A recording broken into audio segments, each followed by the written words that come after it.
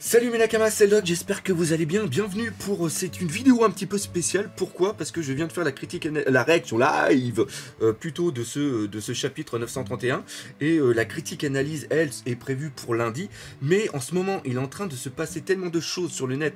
Il y a deux clans qui sont en train de se créer au niveau de ce chapitre, ceux qui ont bien aimé, qui aiment justement le traitement qu'est en train de faire Ishiroda, et il y en a d'autres qui trouvent que c'est complètement débile, qui aiment pas soit le traitement qu'il y a au niveau de Senji, le traitement qu'il y a au niveau de Big Mom, et bah j'avais envie de donner un petit peu mon avis dessus. Donc cette vidéo, et il y a une mouche, c'est chiant, cette vidéo sera surtout, c'est une sorte de review que je vais faire pour vous expliquer moi comment je ressens ce que j'ai lu aujourd'hui. On va commencer par parler de Senji. Alors je sais pas si je l'ai dit, mais Robin, on va pas du tout en parler ici. Hein. Robin, ça sera pour plus tard. Senji, est-ce que j'ai aimé le traitement de Senji? Est-ce que j'ai aimé? Oui, j'ai bien aimé, parce que c'est une tenue Vinsmoke, et le fait qu'il ait l'invisibilité qu'il cherchait à avoir depuis très longtemps, parce qu'il le veut même quand il est enfant, parce qu'enfant, pour rappel, il avait le livre, l'encyclopédie sur les fruits du démon. Il était dégoûté que ça soit l'autre, qu'il est celui-là qui Absalom, qui s'est justement fait tuer, et j'ai dit une connerie au niveau de ma réaction là, mais oui, c'est Shiryu qui a eu le fruit de l'invisibilité, donc peut-être avoir un petit truc avec plus tard, ça pourrait être sympa. Le fait que l'un de ses rêves se réalise par la technologie du Garma, c'est un pied de nez, et ça vient encore une fois rappeler qui il est réellement. On en a déjà parlé au niveau de la vidéo que j'avais fait sur Senji. La tenue qu'il a va avoir après un changement par rapport à Franky et aussi par rapport à Usopp. Il va garder une partie du Garma tout en le transformant, et c'est-à-dire qu'il s'approprie quelque chose qui est génétiquement et qui vient de sa famille, pour après le faire transformer par sa nouvelle famille. Je trouve cette utilisation vraiment très très bonne. Après, il y en a qui vont commencer à dire oui, mais le Sanji, il est pas badass, il est avec une tenue, il est avec un autre truc et tout. En un sens, c'est... Malheureusement, c'est un petit peu son image, c'est le personnage tel qu'il a été créé.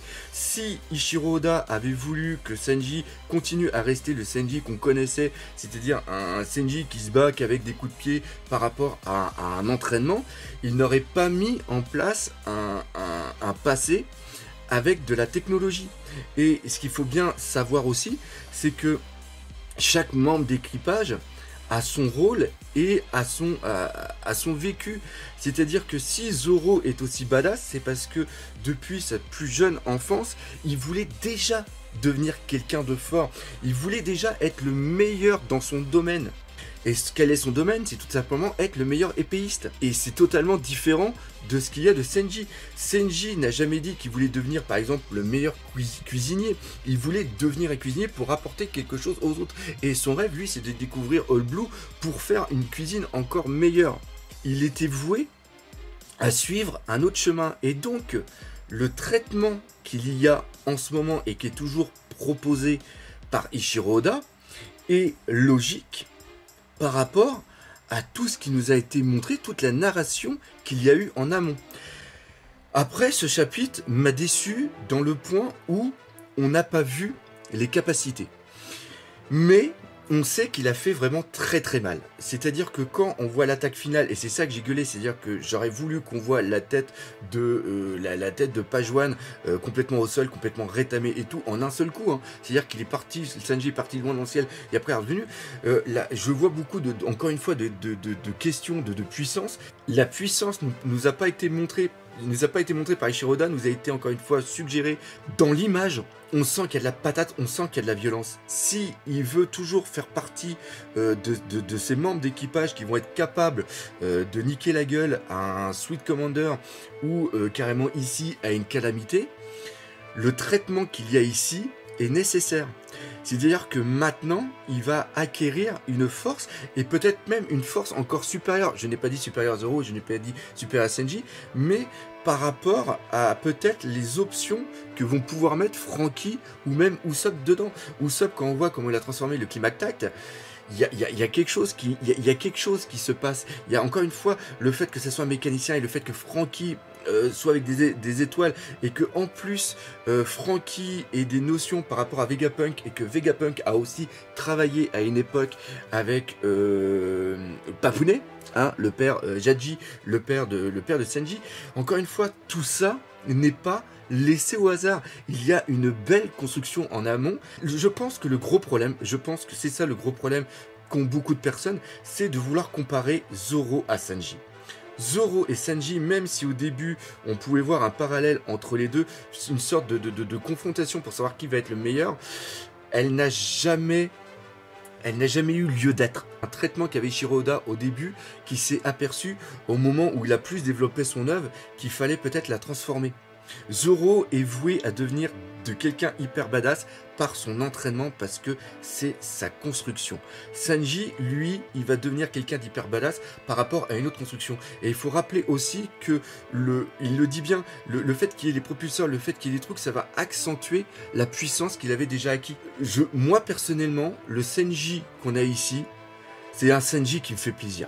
Malgré qu'il ait voulu le faire, il ne peut pas renier le passé du Germa. Et peut-être qu'à travers ce costume qu'il a ici, ça va permettre au Germa de revenir. Et peut-être que même que Jaji sera épaté des transformations qu'on a peut-être apportées à son, comment s'appelle, à son costume. Et le fait aussi qu'on ait l'eau qui ait des connaissances au niveau du roman, de la bande dessinée qu'il y avait à l'époque par rapport à Zora le justicier contre le Gamma Double Six, c'est normal, c'est parce qu'il vient de la ville de Flévance, et Flévance était justement à North Blue. Donc voilà, ça c'était le petit truc. Alors, avant de parler de Big Mom, je voudrais vous faire voir ça. Alors, c'est pas là qu'on va dire, ça y est, Big Mom est niquée, c'est la fin de la guerre, c'est la fin, maintenant il va se passer autre chose. Non, elle va revenir, c'est sûr. Et ce qui pourrait être super intéressant aussi, c'est qu'elle arrive du côté de là où sont arrivés aussi Luffy et le Tucson Sunny, et qui se retrouvent peut-être, je suis en train de même enlever mes lunettes, qui se retrouvent face au Misk. Et vu comment je me suis fait foutre de moi, totalement, en n'ayant pas vu l'alliance des Vinsmoke, je veux dire qu'une alliance avec Big Mom est tellement pas logique qu'elle pourrait devenir logique. Ça serait complètement fou. Imaginons que Big Mom arrive à parler avec, je sais pas, Inuarashi, Kidemon, je sais pas quoi, qu'il arrive à se passer quelque chose. Ce que je suis en train de vous raconter là est probable à 0,0000001%. C'est complètement illogique. Mais avec Eiichiro Oda, tout ce qui est illogique devient logique. Et ça, c'est quoi? C'était tout simplement durant la critique analyse que j'ai fait le 18 juin lors du chapitre 930. Ce qui s'est passé, c'est que je me suis, comme je l'ai dit, je me suis tellement fait avoir par rapport au Germa Double Six, par rapport à la narration, par rapport à la chose que moi j'avais imaginée, j'ai tellement été surpris que ça m'a permis d'avoir une autre vision de l'œuvre. C'est un peu comme quand tu penses à plein de choses et qu'à un moment tu te prends une grande baffe dans ta gueule, puis qu'on te dit non, remets-toi à ta place, regarde qui tu es et maintenant recontinue. En gros, c'est les claques dans la gueule que je me suis pris quand j'ai fait l'armée. Ça, c'est une petite parenthèse. Maintenant, quand je prends un chapitre One Piece ou quand je prends l'histoire, j'essaye vraiment, mais de partir dans tous les sens. Et c'est bien ce que je dis dans la vidéo. Ce qui est illogique à un moment, avec Eiichiro Oda, ça peut parfaitement redevenir logique. Je savais que Big Mom allait revenir, et ça, c'était calculé par à peu près tout le monde. Le fait qu'elle revienne à cet endroit avec quelque chose de logique quand on reprend le début de Luffy. Luffy est écarté de son équipage, Luffy tombe dans l'eau et il est ramené dans un courant et il est ramené à un endroit, et à l'endroit où il est ramené, c'est exactement l'endroit où a débarqué Big Mom. Maintenant, le fait d'avoir cette alliance, enfin possible, hein, je ne dis pas qu'il va y avoir une alliance, mais là on s'y rapproche quand même vite fait, le fait que Big Mom viennent avec, comme j'avais dit, Kinemon ou alors les Minx, parce qu'ils sont juste à côté, c'est qu'il fallait trouver l'excuse. Et l'excuse, c'est tout simplement l'amnésie. L'amnésie, on peut l'avouer, une sorte de facilité scénaristique, mais elle est logique dans le fait que quand elle est tombée, même si elle a une peau, une peau qui est vraiment très très dure, même si elle est hyper forte et tout, on sait que d'un point de vue mental, il existe plusieurs personnes dans la mentalité de Big Mom. Il y a toujours la Big Mom enfant. Il y a la Big Mom qui pète les plombs, il y a la Big Mom qui est normale. En vérité, dans la tête, il y a plusieurs entités de la même personne qui existent. Et ça doit être un bordel monstre.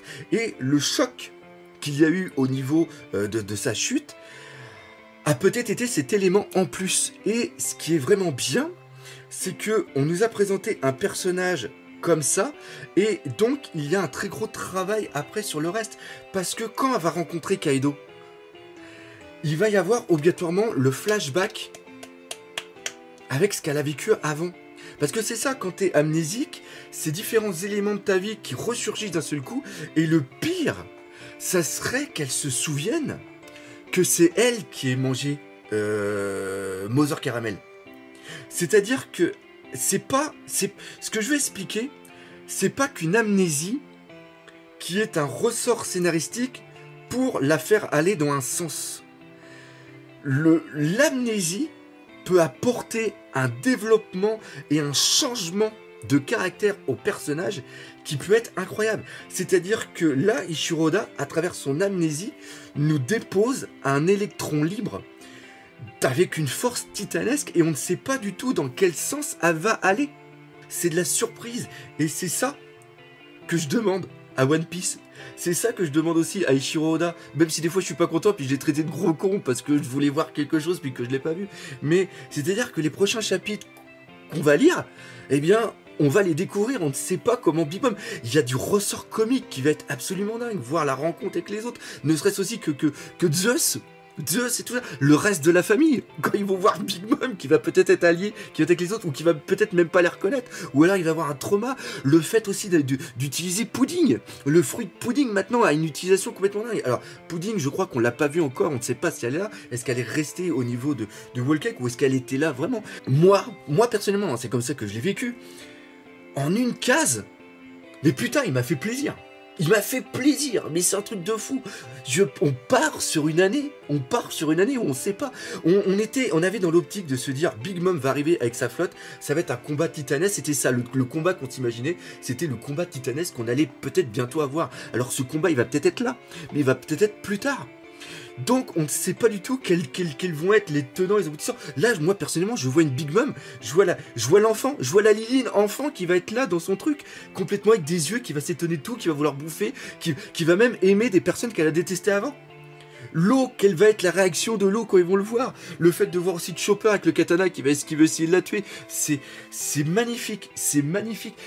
On va avoir des barres de rire, ça va partir dans tous les sens, et c'est ça, Donc voilà un petit peu ma petite review rapide de ce chapitre. J'espère que cette vidéo vous a fait plaisir.